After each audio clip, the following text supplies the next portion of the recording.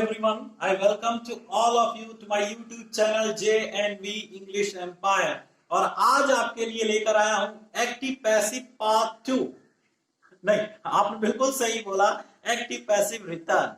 चलिए, active passive return जब हो ही गए हैं तो कुछ और नया सीखने को मिलेगा। वो सीखने के लिए ये है एक्टिव एंड पैसिव वॉइस के इंटेरोगेटिव सेंटेंसेस। इंटेरोगेटिव सेंटेंसेस को कैसे बनाते हैं देखते हैं यहाँ पर। इंटरोगेटिव सेंटेंसेस में हेल्पिंग वर्ब हमेशा सब्जेक्ट से पहले आ जाती है। तो अगर कोई सेंटेंस दिया है तो सबसे पहले, जैसे कि लास्ट वीडियो में आपको बताया था कि subject, helping verb, main verb और ऑब्जेक्ट, ये सेंटेंस के 4 पार्ट्स होते हैं। बिगिनिंग में सब्जेक्ट को रखते हैं, लेकिन यहाँ पर क्या होता है कि helping verb is taken before subject, तो आपकी हेल्पिंग वर्ब पहले आ जाती है।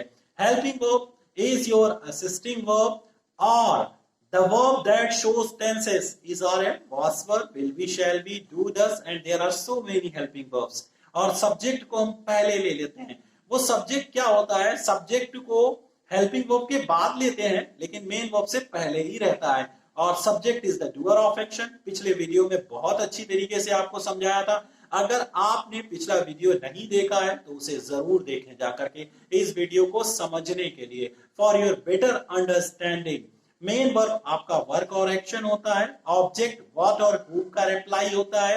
सारे पैसिव वॉइस ट्रांसिटिव वर्ब के साथ ही बनते हैं, जो आपके अफर्मेटिव और इंट्रोगेटिव होते हैं। लेकिन जैसा कि आप जानते हैं कि passive voice is an art of transformation. चलते हैं आर्ट ऑफ ट्रांसफॉर्मेशन की तरफ। पिछली बार आपका सेंटेंस था कि Raj is writing a letter, but this time your sentence is Raj writing a letter. Is taken before subject. इसको सब्जेक्ट से पहले लिया गया है, ठीक है?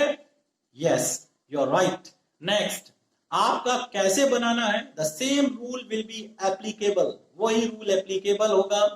Is a letter being written by Raj?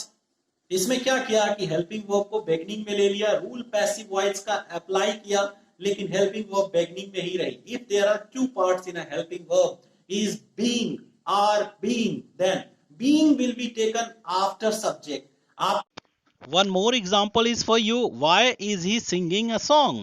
You can see in the sentence, why is your interrogative pronoun and interrogative pronouns what, why, where, when, how. These are not changed. Their status, their place will remain same in the beginning. And what you'll have to change, as you have learnt earlier in previous sentence, that you'll have to take object in the beginning, then you'll have to use helping verb, subject, main verb and object. Sentence is, why is he singing a song? Then the position of why will not be changed. What will you do? First of all, a song will be taken in the beginning and is will be kept before a song. Okay, being will be taken after subject. Sung by him. It was your sentence. In our previous video, I have told you about the changing of pronouns. फिर से एक बार बताता हूं कि subjective cases या nominative cases objective cases में बदल जाते हैं when they are taken as object, जब उन्हें ऑब्जेक्ट के तौर पर लिया जाता है। और पजेसिव केसेस के प्रोनाउन, चाहे माई और योर कुछ भी हो, इन्हें चेंज नहीं करना है जब इन्हें शुरुआत में लाएंगे ऑब्जेक्ट के साथ। और हाँ, पजेसिव केस के साथ उसका नाउन भी बिगिनिंग में आएगा या बाद में जाएगा, और पजेसिव केस आपका चेंज नहीं होगा। This is a table of the rules for you, and ये आपके रूल्स हैं जो आपने पहले भी लर्न कर चुके हैं और पहले ही प्रिपेयर कर चुके हैं, लेकिन मैंने आपके इंफॉर्मेशन के लिए इस वीडियो में अगेन डाल दिए हैं। ओके, अब चलते हैं। Dear students, there is a chart of interrogative sentences for you in simple present और प्रेजेंट इंडेफिनिट। हम सेंटेंस कैसे बनाते हैं देखते हैं। Do they always do their duty? In this sentence, their duty is your object. Okay, जब their एक possessive case होता है, पजेसिव केस के साथ उसका नाउन, जैसे यहाँ पर ड्यूटी को दिखाया गया है, वो बिगिनिंग में जाएगा। और पजेसिव केस को हम कभी चेंज नहीं करते, जबकि ऑब्जेक्टिव केस का सब्जेक्टिव केस हो जाता है, या सब्जेक्टिव केस को ऑब्जेक्टिव केस में चेंज कर देते हैं। तो देयर ड्यूटी को हम पहले ले लेंगे, और टेंस प्रेजेंट इंडेफिनिट है। In present indefinite we use is, are, am and third form of verb. Then आपका ये बिगिनिंग में बन गया, is their duty done. Okay, then they will be changed into by them. Okay, we have put is their duty done by them. Your next sentence is did we always help the poor? Then, okay, poor will be taken in the beginning. Poor, were poor always helped by us? Your next sentence is will he not help me? Then me is taken as a subject, then it is I. Shall I not be helped by him? Your next sentence is in present continuous or in present progressive tense. Is the gardener not watering the plant? Are the plants not being watered by the gardener? आप यहाँ पर slides को pause कर सकते हो और देख सकते हो कि बाकी सेंटेंसेस को किस तरीके से बनाया गया है।